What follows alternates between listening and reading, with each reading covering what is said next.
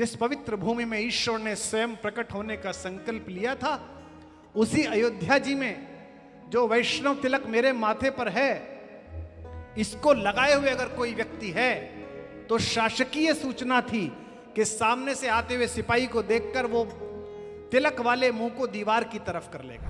इंद्र का लड़का भागा, फिर आनंद का विषय है। इंद्रों के लड़कों की समस्या और है, कहीं फंस जाए तो पिताजी के पास जाते हैं। तो वो इंद्र के पास गया। इंद्र को पता चला कि भगवती सीता जी के चरणों में चोंच मार के भागा है।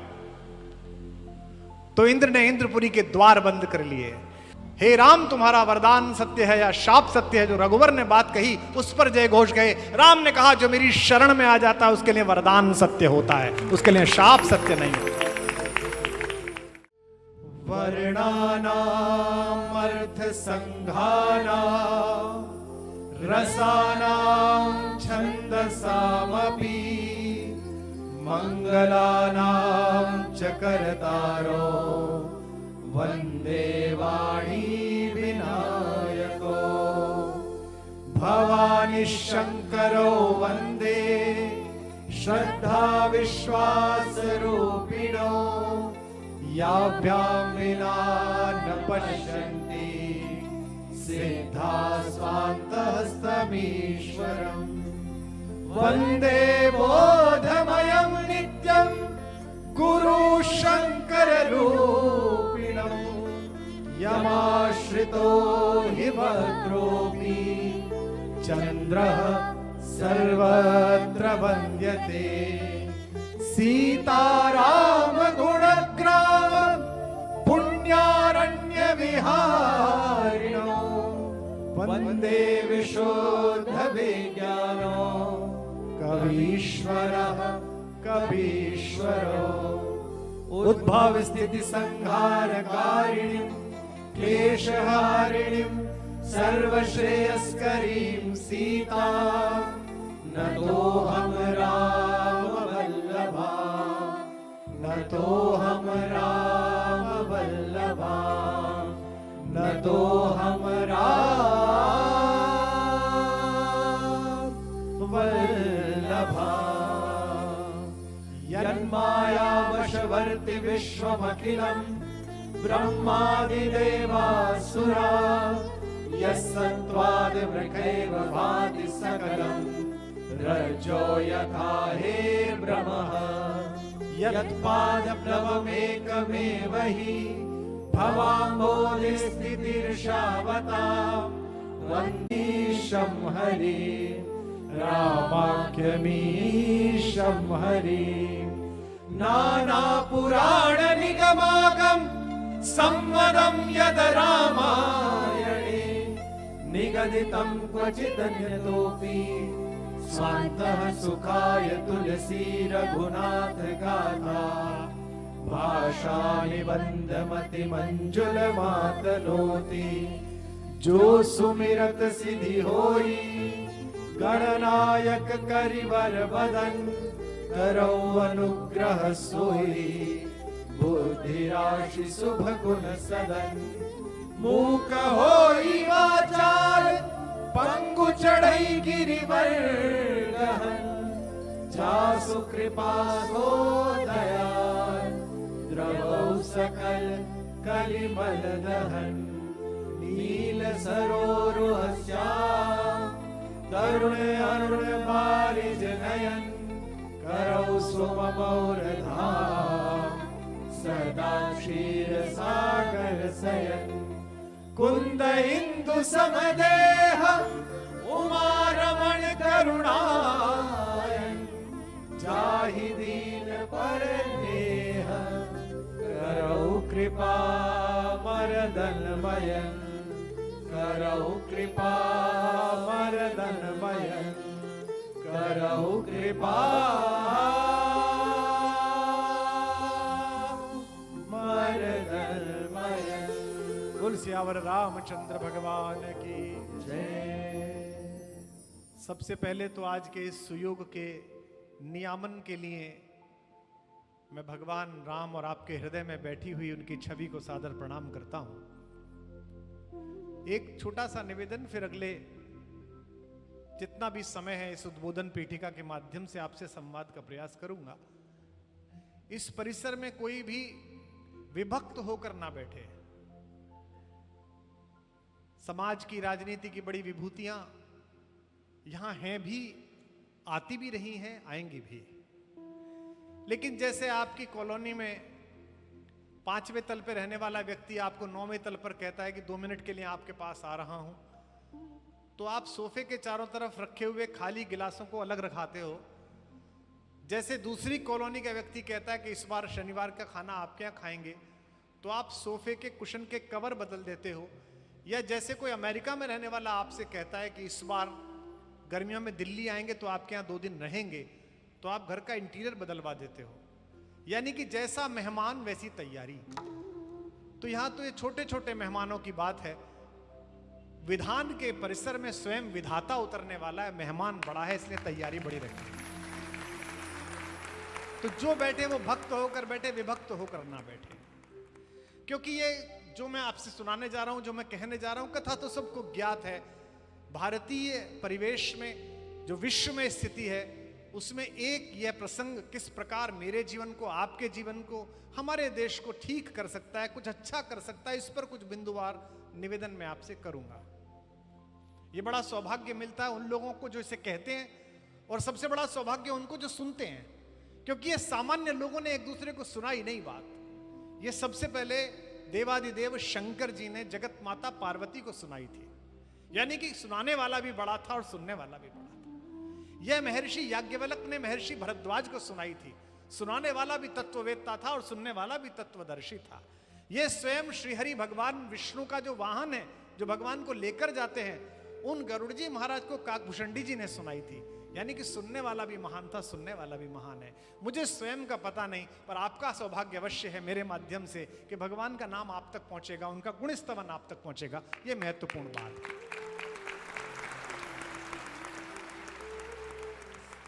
हमारे विधानसभा के सभापति महोदय ने एक सार्वजनिक समारोह में मुझसे मिलने पर कहा कि मैं बहुधा अपने अपने राम सुनता हूं और मेरा मन है कि विधानसभा में भी ये सुनाया जाए। इसके लिए क्या व्यवस्था करनी पड़ेगी? तो मैंने कहा इसके लिए केवल पंडाल लगाना पड़ेगा। बोले आपकी क्या व्यवस्था करनी पड़ेगी? मैंने कहा मैं व्यवस्थाओं की परिधि से बाहर निकल गया हूं, ना कुछ लेना है ना देना है।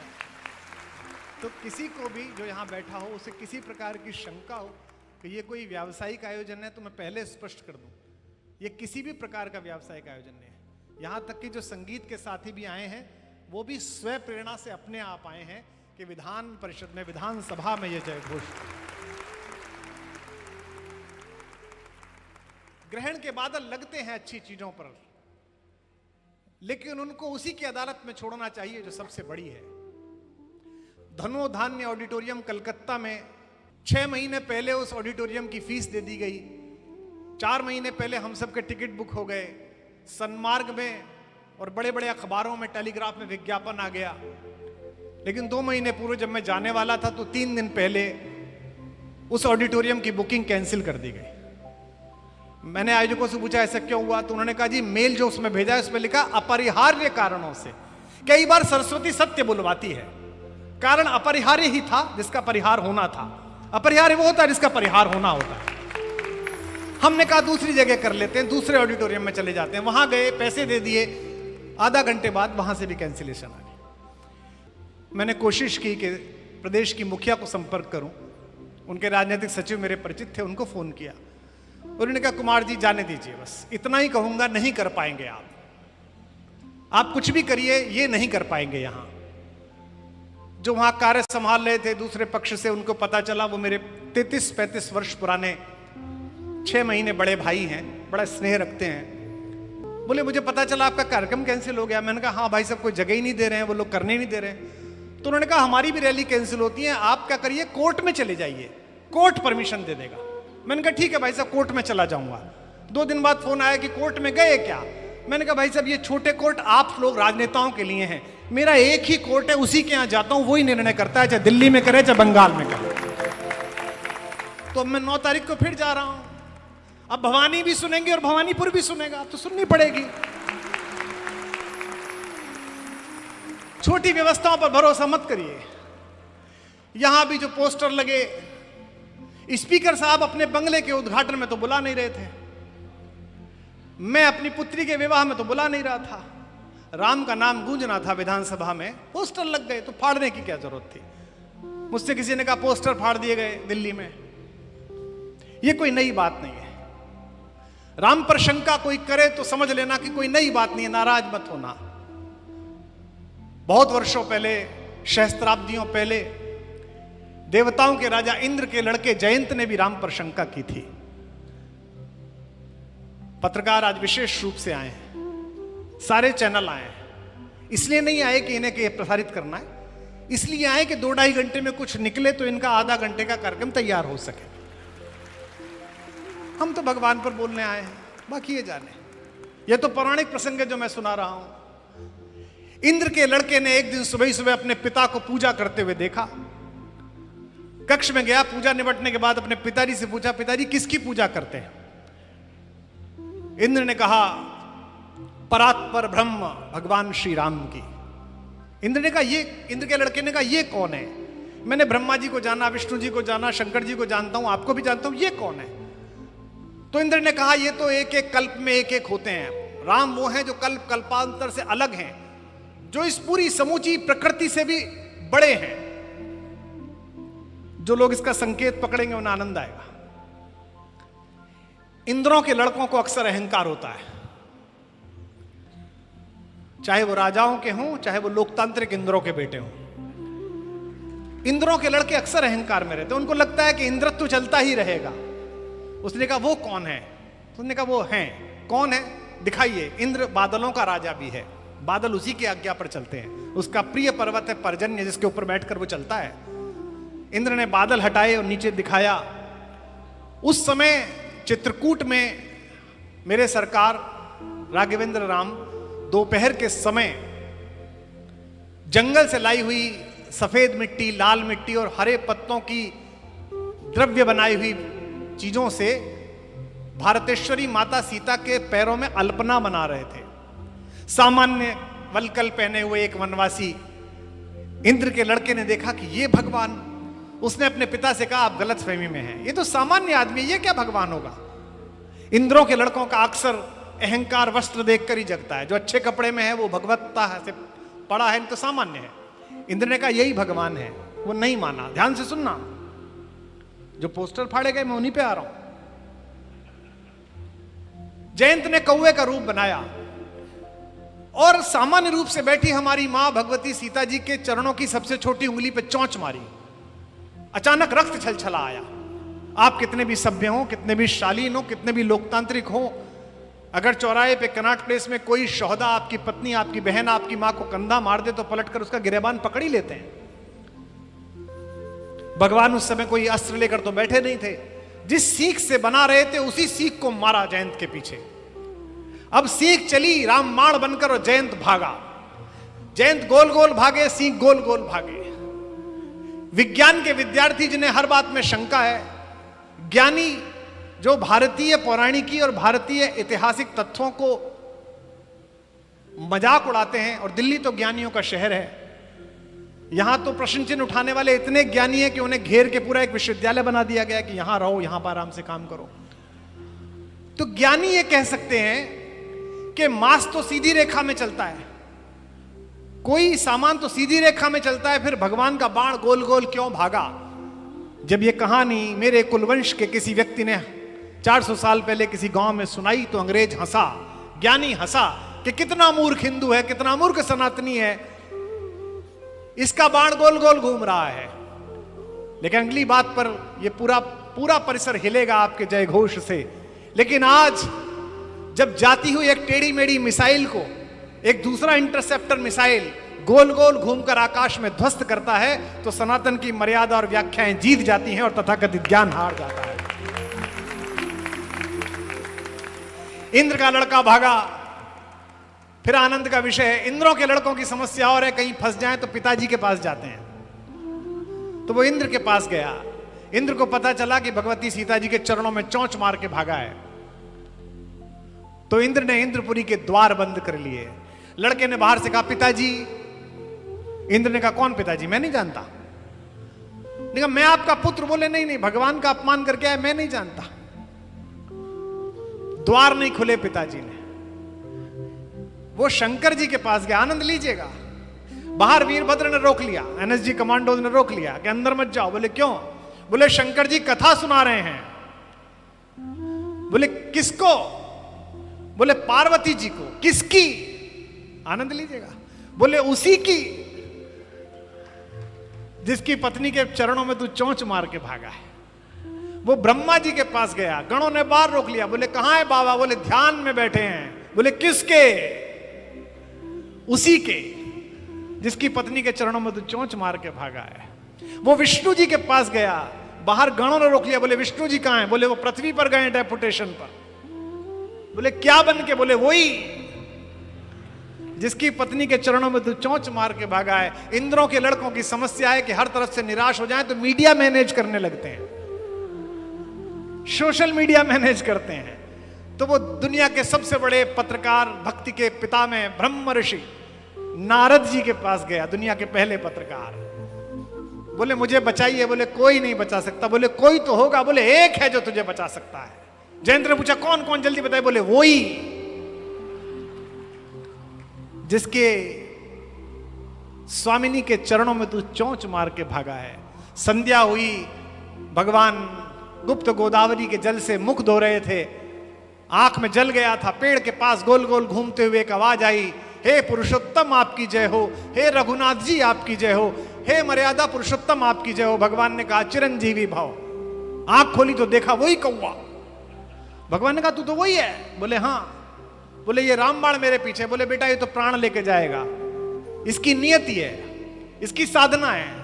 उसने कहा अभी तो आपने कहा चिरंजीवी भव, अभी ये मारेगा। हे राम तुम्हारा वरदान सत्य है या शाप सत्य है? जो रघुवर ने बात कही उस पर जय घोष गए। राम ने कहा जो मेरी शरण में आ जाता है उसके लिए वरदान सत्य होता है, उसके लिए शाप सत्य नहीं होता। लेकिन एक तो नुकसान करके जाएगा, एक तो चीज लेके जाएगा, अपनी ओर से तय कर। जयंत ने कहा आंख ले लीजिए, और एक आंख कौवे की उस दिन चली गई। तब से लेकर आज तक जूलॉजी बताती है कि कौवे की केवल एक ही आंख होती है, एक ही पुतली होती है जो दोनों तरफ घूमती है। यह हमें पहले नहीं पता था, यह हमें बाद में पता चला। अगर कोई राम पर शंका करता हुआ मिले तो समझ जाना या तो इसकी फूट गई है या इसकी फूटने वाली है। इसलिए जब राम पर कोई शंका करता है तो मुझे कोई समस्या नहीं होती। आप में से कुछ लोग, विशेष तौर आगे बैठे हुए सभ्य नागरिक, हमारे जनप्रतिनिधि, सभी बड़े वे लोग बैठे हैं जिनके प्रति मेरा बड़ा आदर का भाव है, जिन्होंने मेरी शिशुता देखी है। ऐसे ऐसे महनीय लोग यहां पर बैठे, सबका नाम तो क्या लूं इस उद्बोधन पीठिका से, सबको प्रणाम कर रहा हूं। लेकिन वे कई बार करतल ध्वनि में संकोच करते हैं, उन्हें लगता है विषय महत्वपूर्ण है, इसमें ताली क्या बजानी। लेकिन ये तुलसीदास जी कहकर गए हैं कि कलयुग रूपी वृक्ष के ऊपर जो संशय रूपी पक्षी बैठा हुआ है उसे भगाने के लिए राम की कहानी ताली के समान है। राम कथा सुंदर करतारी, राम कथा सुंदर करतारी, संशय विहग उड़ावन हारी। राम कथा सुंदर करतारी, संशय विहग उड़ावन हारी। राम कथा कली विटप कुठारी, राम कथा कली विटप कुठारी। सादर सुनु गिरी राजकुमारी। राम कथा कली विटप सब गाइए। कुठारी, सादर सुनु गिरी राजकुमारी। मंगल भवन आ मंगल हारी, द्रबहु सुदशरथ अजिर बिहारी। मंगल भवन मंगल हारी, चिर बिहारी। आपने पंक्ति सुनी, कितनी अद्भुत पंक्ति थी, सादर सुनो गिरिराज कुमारी। इसे आदर पूर्वक सुनना है। और ये कहानी भी सबसे पहली बार एक पति ने अपनी पत्नी को सुनाई है। जो भारतीय दाम्पत्य जीवन, भारतीय जीवन पद्धति के विरुद्ध में बोलते हैं कि हमारे यहाँ बहुत पिछड़ापन था, पीछे था। आध्यात्म की सबसे बड़ी चर्चा एक घर में की गई, जहां स्वयं इस कहानी को अपने मस्तिष्क में रचकर रखने वाले देवादिदेव शंकर ने जगत माता पार्वती को यह कहानी सुनाई कि भवानी भवानी सुन लो राम कहानी।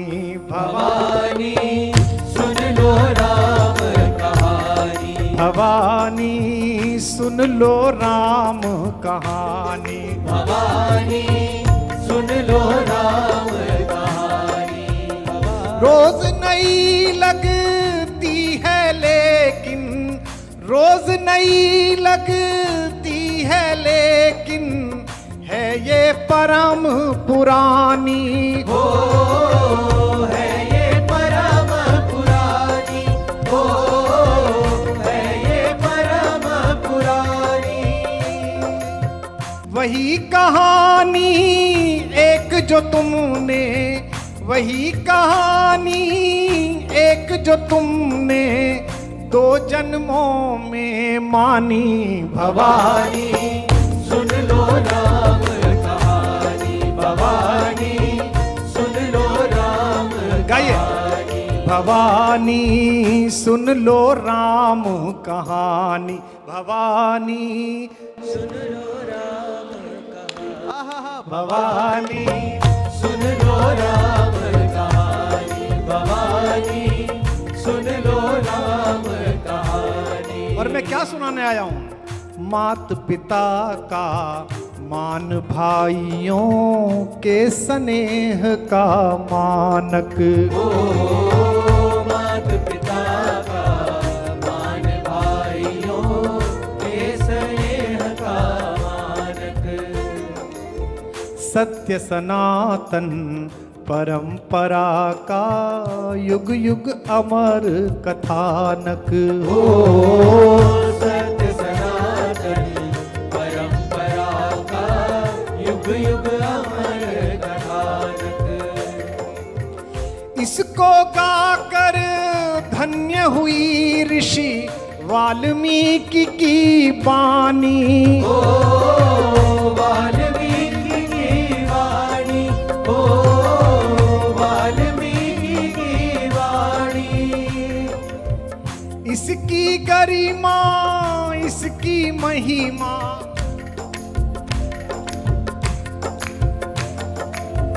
इसकी गरिमा, इसकी महिमा बजरंगी ने जानी।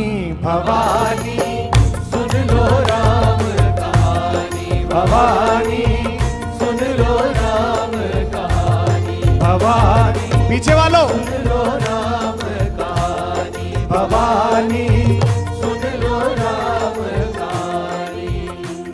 सत्ता के लोग बैठे हैं, राम के साथ हो इसलिए आदर हो रहा है, ये ध्यान रखना। हम जैसे सामान्य कवि के लिए जो राजनीति के बीड़ों से भी भटक के आया है, एक संसदीय मर्यादा की सबसे बड़ी संविधान पीठिका आदरणीय बोले और चरणों में प्रणाम करे, ये मेरा कोई साहस नहीं, ये मेरा कौशल नहीं है। मैं जिनकी बात कह रहा हूं उनका कद इतना बड़ा है कि वहां अनेक संस्थान पड़े हुए हैं, अनेक राजा चरणों में पड़े हुए हैं। तुलसी तुलसी से पावन हो गए कथा यह गाकर। ओ तुलसी तुलसी से पावन हो गए कथा यह गाकर। भाग्य बली हैं फिर भी खुद को कहें राम का चाकर। ओ भाग्य बली है फिर भी खुद को कहे राम का चाकर। यह कोरी कल्पना नहीं है। मैं जानता हूं कि प्रेस के लोग आज इस 2.5 घंटे में से 25 मसाले निकालेंगे, लेकिन उससे क्या फर्क पड़ता है। ये लाइन इसलिए पढ़ रहा हूं, यह कोरी कल्पना नहीं है। कि इस देश ने यह समय भी देखा कि इस देश की राजनीति ने सुप्रीम कोर्ट में हलफनामा दे दिया कि राम काल्पनिक है, राम हुए ही नहीं। और राम का महत्व देखिए कि जिन्होंने राम को काल्पनिक कहा वे स्वयं काल्पनिक होने के कगार पर आ गए। यह कोरी कल्पना नहीं है, आगम निगम बखानी हो आगम निगम बखानी, हो आगम निगम बखानी। कोर्ट में मुकदमा चला, इस देश के सुप्रीम कोर्ट में मुकदमा चला कि राम हुए कि नहीं हुए हैं। और मजाक देखिए कि उन्हीं दिनों सुप्रीम कोर्ट की रामनवमी की छुट्टी हो गई। तो हमने जज साहब को फोन किया, मैंने कहा माय लॉर्ड अगर वो नहीं हुए तो छुट्टी क्यों हुई, और छुट्टी हुई है तो हुए ही होंगे। यह कोरी कल्पना नहीं है, आगम निगम बखानी हो आगम निगम बखानी, हो आगम निगम बखानी।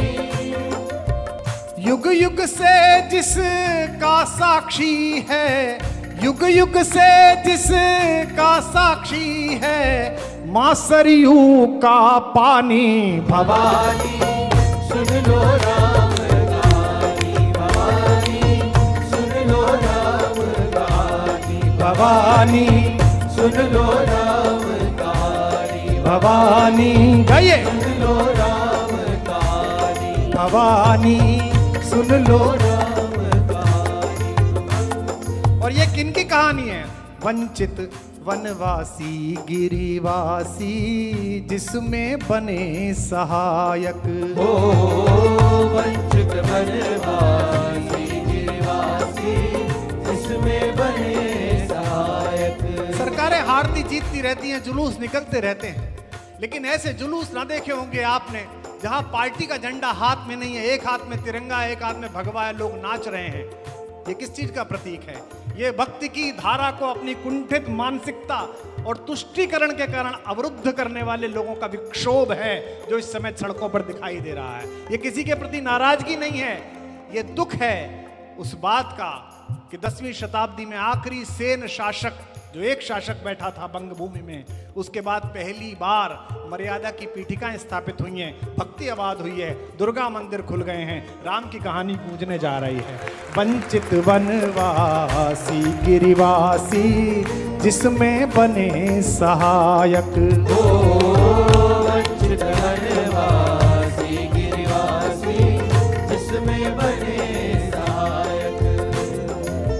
राम कहानी के ये सब हैं, राम कृपा से नायक। हो राम कहानी के ये सब है, राम कृपा से नायक। शबरी के वट के संग जिसमें है अगस्त विज्ञानी। हो है अगस्त विज्ञानी, हो है अगस्त विज्ञानी। इसी कहानी की इस युग में, इसी कहानी की इस युग में मुझे मिली अगवानी। भवानी सुन लो राम कहानी, भवानी सब गाइए। सुन लो राम कहानी भवानी, सुन लो राम कहानी भवानी सुन लो राम। बोल सियावर रामचंद्र भगवान की। ये कहानी पहली बार परिवार में सुनाई गई, और यह आवश्यक क्यों है? विशेष रूप से विधानसभा पहली है भारत की जिसमें ये अपने अपने राम हुआ, पहली बार हो रहा है किसी विधानसभा में, पहली बार। लोग कहते हैं विधानसभा में क्यों? जिन्होंने पोस्टर फाड़े वो भी यही पूछ रहे थे, विधानसभा में क्या मतलब है? विधानसभा में ही मतलब है। लोकतंत्र में लोक ही सब कुछ है, और ये लोकनायक की कथा है, ये लोक के सबसे बड़े राजा की कहानी है। राम कथा लोक प्रज्ञा को प्रदीप्त करती है, सामाजिक चेतना को सशक्त बनाती है। लोकतंत्र में लोक नेता चाहिए, राजनेता नहीं चाहिए। वरना हर पार्टी के लोग बैठे हैं, राजनेताओं को तो वो जानते ही हैं, जिसका राज होता है उधर ही पहुंच जाते हैं। लोक नेता चाहिए, लोक नीति चाहिए। राम राजनेता नहीं है, राम लोक नेता है। और आज इसकी इसलिए आवश्यकता है क्योंकि 500 वर्ष पूर्व पूज्यपाद गोस्वामी तुलसीदास जी महाराज ने जब इस कहानी को, इस सत्य को, इस इतिहास को सरल भाषा में लिखा, वो समय अनुभव कीजिए। आज अयोध्या की गलियों में गूंजते हुए जय श्री राम और जय सिया राम के नारों के बीच सरयू के तट पर बैठे हुए आप जो सेल्फी खींचते हैं, आप जो ब्लॉग बनाते हैं, 500 वर्ष पूर्व का भारत का इतिहास पढ़िए। जिस पवित्र भूमि में ईश्वर ने स्वयं प्रकट होने का संकल्प लिया था, उसी अयोध्या जी में जो वैष्णव तिलक मेरे माथे पर है, इसको लगाए हुए अगर कोई व्यक्ति है तो शासकीय सूचना थी कि सामने से आते हुए सिपाही को देखकर वो तिलक वाले मुंह को दीवार की तरफ कर लेगा, अन्यथा 10 कोड़े की सजा थी। जिस समय भारत ये मान कर चुका था कि बगदाद के पार से आए हुए लफंगों का शासन अब खत्म नहीं होगा, ये स्याह रात अब नहीं ढलेगी, जिस समय भारत के तमाम राजवंशों ने अपने हथियार डाल दिए थे, भारत की युद्ध प्राण छोड़ रही थी, तुलसीदास जी महाराज कवि थे, उनके पास लड़ने के लिए कोई हथियार नहीं था, लेकिन उन्होंने ऐसा अमर संजीवन हथियार दिया कि रामचरितमानस के लिखने के बाद से वो हारे। और तुलसीदास जी ने बताया कि तुम बाहर का मंदिर तोड़ दोगे, लेकिन हमारे अंदर जो राम की प्रतिमा है उसे कैसे खंडित करोगे, वो अशक्त रहेगा। गोस्वामी जी ने कहा, हो गए तुम बादशाह, हो गए तुम सुल्तान, हो गए तुम नवाब, हमारा तो एक ही वाक्य है, राजा राम अवध रजधानी, हम राम के हैं, राम के ही रहेंगे। यह जो विश्वास हमारे अंदर भरोसा भरा गया कि ये तो छोटे छोटे रावण हैं, ये तो मीना बाजार सजाने वाले 40-40 साल के रावण हैं, वो जो सर्वाधिक शक्तिशाली था, जो भगवान शंकर के आशीर्वाद से अभिषिक्त था, स्वयं भास्वती दुर्गा जिसे गोदी में लेकर पहले दिन युद्ध लड़ा रही थी राम जी से, जब उसको सत्य ने पराजित कर दिया, राम के नाम ने पराजित कर दिया, तो इसको भी पराजित कर लोगे। सामान्य बात नहीं है। भगवती सीता का उदाहरण प्रस्तुत करके गोस्वामी तुलसीदास जी ने भारतीय महिलाओं को यह भरोसा दिया कि ये गांव का जो लंपट नवाब है, इसकी कुदृष्टि से तू अवश्य बचेगी, क्योंकि दुनिया के सबसे शक्तिशाली आदमी के यहां से भी मेरी मां सुरक्षित निकल कर आई, प्रज्ञावादी होकर निकल के आई, ज्योतिषा होकर। नीति बनाने वाले लोग बैठे हैं, लोग कहते हैं कि राम राज्य क्या होगा। पहले तो मुझे समझ में नहीं आता कि लोग अपने इतिहास ग्रंथ पढ़ते हैं कि नहीं पढ़ते। राम राज्य शब्द का पहला प्रयोग भारतीय राजनीति में जिस दल की यहां सरकार है, इनके चिंतकों ने नहीं किया। जिन्हें राम से चिढ़ है उनके पिता मैंने किया था। सबसे पहली बार राम राज्य शब्द का उल्लेख 1936 में हरिजन पत्रिका के संपादकीय में पूज्य महात्मा गांधी जी ने किया। गांधी जी लिख रहे हैं और गांधी जी के नाम पर दुकान है, उनकी तो सुन लेते हैं कि राम राज्य आवश्यक है। यह आज भी किसी शासक का संकल्प नहीं है जो राम राज्य का है। शपथ ग्रहण करते समय यह किसी की हिम्मत नहीं है जो राम जी ने अपनी शपथ ग्रहण में बोला। राम ने कहा, जो अनीति कछु भाको भाई, तो मोहि बरजऊं भय बिसराई। अगर मैं भी कोई अनीति बोलूं तो भय दूर करके मेरे मुंह पर आकर कहना कि आप ये अनीति कह रहे हो। मेरी वाणी में, मेरे चरित्र में, मेरी नीति में अगर कोई विरुद्ध आचरण हो तो बिना भय के मेरी आलोचना करना। ये राम कह रहे हैं और यही भारत का लोकतंत्र है। इसलिए जब हम कहते हैं कि जिस समय विधानसभाओं में, लोकसभाओं में राम राज्य उतर आएगा, उस दिन भारत में राम राज्य उतर आएगा। यही राम कथा का मान। हम पुण्य क्या करेंगे, हमारे पाप कैसे नष्ट होंगे, ये तो बहुत आगे की कहानी है। ये तो आदमी जब मरने लगता है तब उसे याद आती है, पापी को कहां याद आती है। लेकिन तब तक राज्य कैसे उत्कृष्ट चले, इसका सबसे बड़ा मानक अगर एक कहानी में ढूंढना है तो वो राम कथा है। कैसा समाजवाद, कैसा साम्यवाद, राम जैसा साम्यवाद और समाजवाद लाकर दिखाइए। दैहिक दैविक भौतिक तापा, राम काज नहीं काहू हुई व्यापा, सब नर करहीं परस्पर प्रीति। ध्यान दीजिएगा विधायकों, मंत्रियों, परस्पर है। ये नहीं कि मैं तो प्रीति करे चला जाऊं और तुम कहो कि मैं प्रीति नहीं करूंगा। मैं तो कहूं कि मेरे लिए देश पहले, तुम कहो नहीं मेरे लिए मेरा मजहब पहले, धर्म पहले, ऐसे नहीं चलेगा।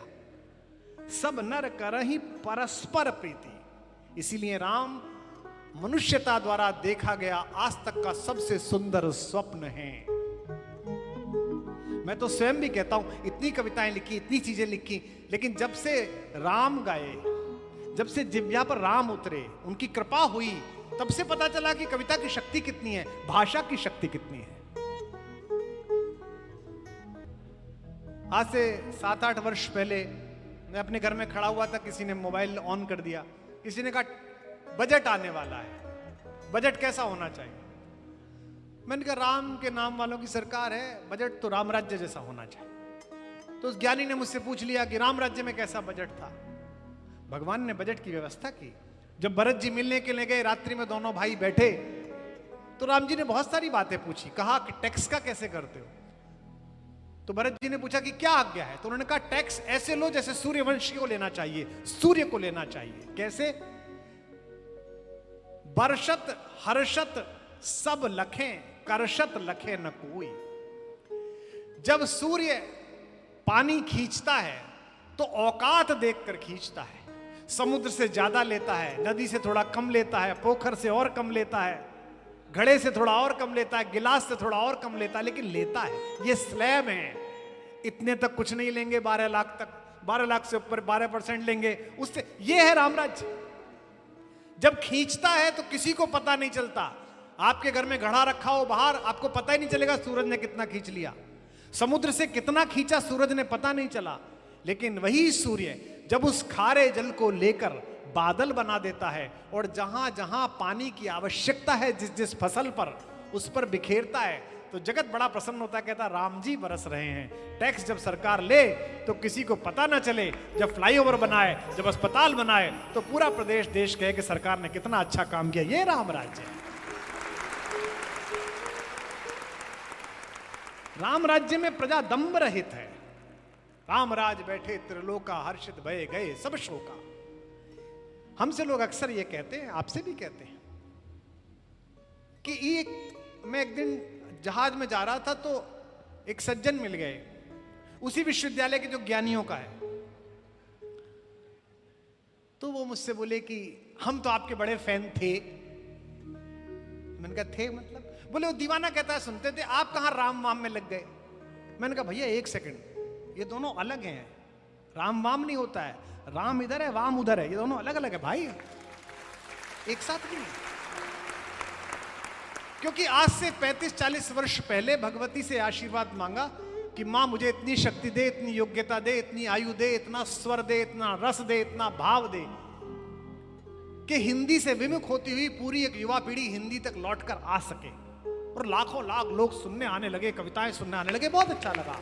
आज इस विधानसभा में भगवान के विग्रह के नीचे नियामक लोगों की उपस्थिति में भरे मन के साथ ईश्वर से ये मांगता हूं, राम जी से मांगता हूं, कुछ साधन ना दे, कोई योग्यता ना दे, कोई पद ना दे, कोई मान्यता ना दे, इतनी शक्ति दे, इतनी आयु दे, इतनी वाणी दे, इतना ओज दे कि वाम पथ पर जाती हुई एक पूरी पीढ़ी को राम पथ पर लौटा कर ला सके। यही पर्याप्त है। क्योंकि मेरे भगवान ने कोई अभिनय नहीं किया। मेरे भगवान ने किसी पत्थर पर खड़े होकर चांद के 2 टुकड़े नहीं करे। मेरे भगवान ने कोई मृत्यु के बाद 7 दिन बाद प्रकट होकर कोई काम नहीं किया। एक सामान्य मनुष्य की तरह जीवन जिया, सामान्य मनुष्य की तरह रोए। पत्नी का अपहरण हो गया तो इतने बावरे हो गए कि पशु पक्षियों से पूछने लगे, हे खगमृग, हे मधुकर श्रेणी, तुम देखी सीता मृग ने नहीं। किसी ने कहा भगवान थे तो ऐसा क्यों किया। उसी ज्ञानी ने मुझसे कहा भगवान थे तो ऐसा क्यों किया। मैंने कहा बाद में बात करेंगे। पीछे से उसका छोटा बच्चा आ गया, 1.5 साल का, पत्नी ने छोड़ दिया।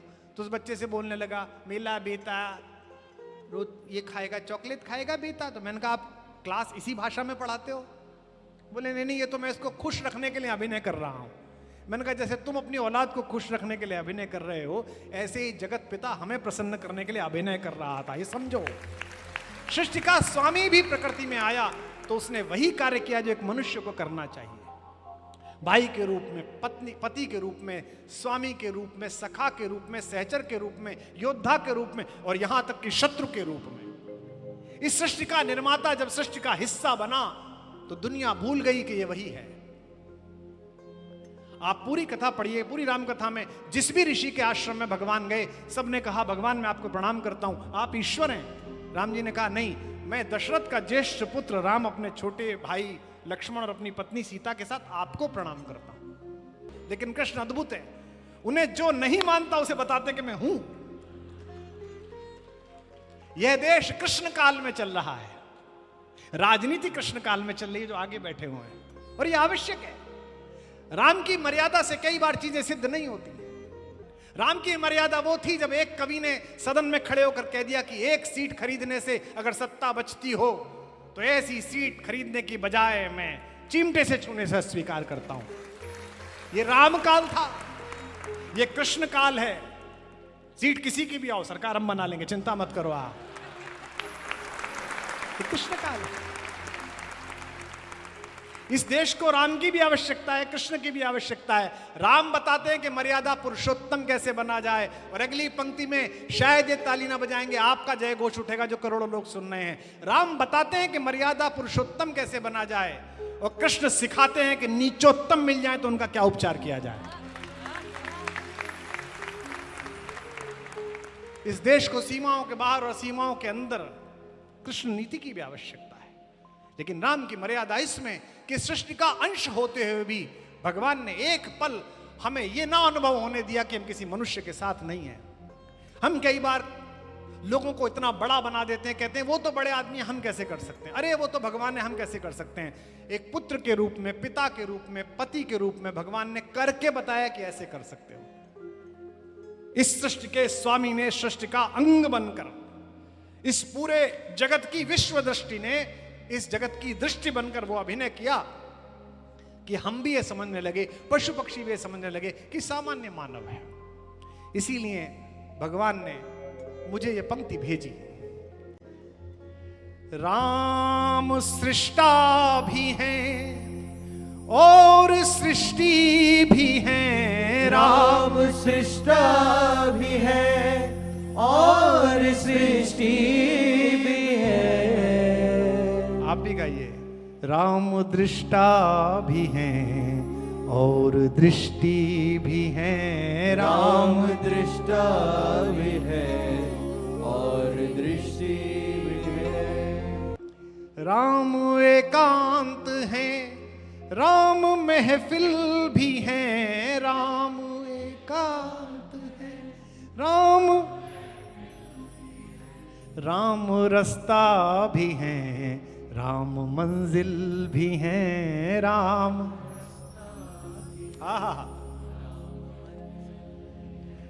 राम मनहर भी है और मनस्वी भी है। राम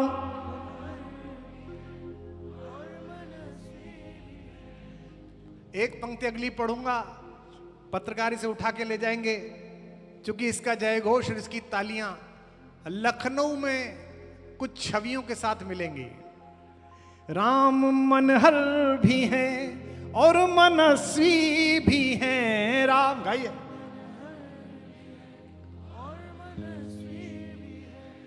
राम राजा भी हैं और तपस्वी भी हैं। राम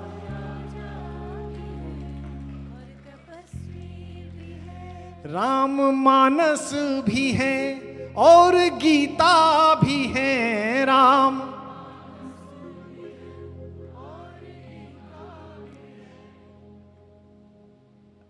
त्रिजटा विभीषण जी की पुत्री थी। जब भगवान राम का युद्ध चल रहा था और रावण मन नहीं रहा था, तो त्रिजटा लाइव ब्रॉडकास्टिंग कर रही थी। सीता जी पूछती थी अब क्या हुआ, अब राम जी ने तीर मारा, अब क्या हुआ, अब रावण पीछे चला गया, अब रावण आगे आ गया। तो भगवती ने पूछा ये मरता क्यों नहीं है? तो त्रिजटा ने बताया माता ये दो ही तरह से मर सकता है, या तो इसकी नाभि में तीर लगे जहां अमृत है जो राम जी को पता नहीं है, या इसके हृदय में तीर लगे वहां मर सकता है। तो सीता जी ने पूछा चलो नाभि का पता नहीं है, हृदय में तो मार सकते हैं। यह है प्रेम राम और सीता का। त्रिजटा ने कहा माता आप सोच नहीं पा रही, लेकिन पूरी लंका और विश्व जानता है कि वो रावण के हृदय में तीर नहीं मारेंगे। सीता जी ने पूछा किस लिए नहीं मारेंगे? क्योंकि भगवती पूरी लंका जानती है, राम जानते हैं कि रावण के हृदय में आप बैठी हुई हैं। प्रकृति नष्ट हो सकती है, राम पराजित हो सकते हैं, सीता को पराजित नहीं कर सकते। और ये हमें स्त्री विमर्श सिखा रहे हैं, जिन्होंने इटली में वकालत करने के नाम पर 19वीं शताब्दी में एक महिला को जिंदा जला दिया। ये हमें बता रहे हैं राम मानस भी हैं और गीता भी हैं। राम गाइए, राम है राम भी, राम सीता भी हैं। राम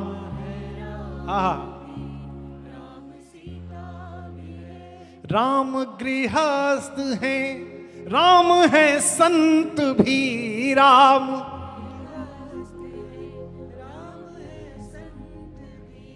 राम आरंभ भी, राम ही अंत भी। राम एक पंक्ति आ गई, राम गृहस्थ हैं, राम हैं संत भी। कोई कह सकता है कि ये कैसे संभव है कि गृहस्थ हैं और संत भी हैं? ये होता है। लड़कियां अक्सर अपने पति में अपने पिता की छाया ढूंढती हैं, और लड़के अक्सर अपनी पत्नियों में अपनी मां की छाया ढूंढते हैं। भगवती का विवाह, सीता जी का विवाह राम जी से ही हो सकता था। चूंकि सीता जी के पिता विदेह जनक जी जिस प्रकार आसक्ति रहित है, राजा होते हुए भी योगीराज है, वैसे ही राम जी हैं। 14 वर्ष बाद जब राम लौटे, आज दिवाली पर कितना उत्सव होता है, उस समय कितना हुआ होगा।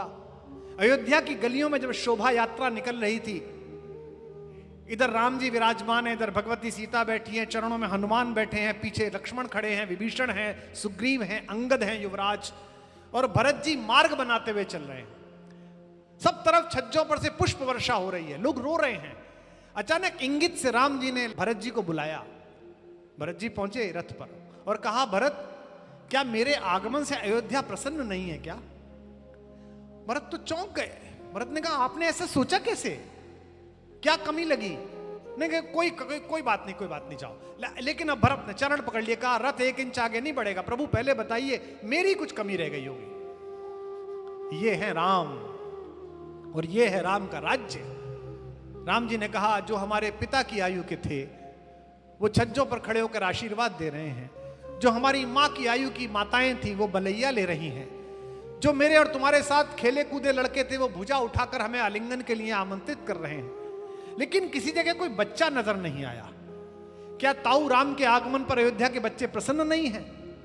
जो भरत जी ने कहा उससे जय घोष इस पांडाल में गूंजेगा। भरत ने कहा, भगवान आप इतना न जान पाए, जिस दिन आपने गृहस्थ होते हुए 14 वर्ष राम वनवासी तपस्वी का वेश धारण किया, 14 वर्ष से अयोध्या भी ब्रह्मचर्य जी रही है, यहां बच्चे हुए ही नहीं।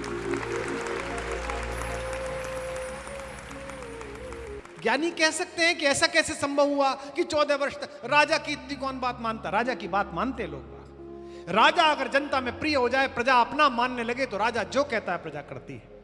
मेरे पूज्य पिताजी 88 वर्ष के हैं और अभी भी डायबिटीज के बाद भी व्रत रखते हैं। अब पोतों की बहुएं आ गई हैं, वो मजाक करती हैं कि बाबा व्रत क्यों रखते हैं, अब क्या चाहिए, सब कुछ तो अच्छा चल रहा है जीवन में। 2-4 इच्छाएं थी उनकी, वो भी पूरी हो गई, खट बोल देते हैं। तो अब क्यों व्रत करते हो, क्या मांगते हो भगवान से? तो बड़े भावुक होकर एक लड़की से बोले, हमारी नई बहू आई है बड़े भाई की बेटे की। उससे बोले कि नहीं नहीं बेटा, कुछ नहीं मांगता हूं, तुझे तो पता भी नहीं होगा, तू तो पैदा भी नहीं, तेरा बाप भी पैदा नहीं हुआ होगा, और तेरा ये ससुर भी। आज तो हम पूरी दुनिया को खाना देते हैं बेटा। एक समय ऐसा था कि इस देश के पास भोजन नहीं था, हमें अमेरिका और रूस से गंदा गेहूं मंगाना पड़ता था। तब देश में एक छोटे कद का बड़ा प्रधानमंत्री हुआ, उसने कहा कि अगर एक वक्त हम भोजन ना करें, एक दिन भारतवासी, तो इतना भोजन बचेगा कि हम मांगेंगे नहीं किसी से। बेटा लाल बहादुर शास्त्री चले गए, उनका व्रत मेरे साथ रह गया। और किसी भी दल के लोग बैठे हो, मैं अभी का उदाहरण देता हूं, चलिए पुरानी बात हो गई तो भी आपकी तालियां गूंजेंगे। राजा अगर प्रजा का प्रिय हो जाए तो प्रजा बात मानती है। हमारा पड़ोसी देश से संघर्ष हुआ, एक देश है जिसके 2/3 पर्यटन को हम चलाते हैं, उसने हमारे खिलाफ यूनाइटेड नेशंस में वोट दे दी। देश के प्रधानमंत्री लक्षद्वीप गए, कुर्सी बिछा के बैठे, ना बयान दिया, ना अपील करी। अगले दिन उस देश की जीडीपी नीचे गिर गई। राजा अगर प्रजा के पास है तो प्रजा मानती है। 14 वर्ष तक बच्चे नहीं हुए। 14 वर्ष तक ना अयोध्या में कोई जन्मा, ना अयोध्या में कोई मरा। अच्छा, ज्ञानी ये कह सकता है कि चलो पैदा नहीं हुए तो ठीक है, मरा कैसे नहीं? एक ज्ञानी ने मुझे पूछा कि मरा क्यों नहीं? हम कविता से ही जवाब देंगे कि राम ने जो छोड़ी राजधानी है वीरानी ऐसी, राम ने जो छोड़ी राजधानी है वीरानी ऐसी, धरती को कोई यहाँ धानी करता नहीं, धरती को कोई यहाँ धानी करता नहीं, धरती को कोई यहाँ धानी करता नहीं। आता नहीं मलय समीर भी अवध और, आता नहीं मलय समीर भी अवध और, बादल भी सरयू से पानी भरता नहीं, बादल भी सरयू से पानी भरता नहीं, बादल भी सरयू से पानी भरता नहीं। राम की निशानी भले रखी है सिंहासन पे, भगवान भी हमारा दुख हरता नहीं, भगवान भी हमारा दुख हरता नहीं, भगवान भी हमारा दुख हरता नहीं। प्राण तो चले गए हैं, प्राण तो चले गए हैं, एक बार राम संग दुनिया में कोई भी दोबारा मरता नहीं, दुनिया में कोई भी दोबारा मरता नहीं, दुनिया में कोई भी दोबारा मरता नहीं,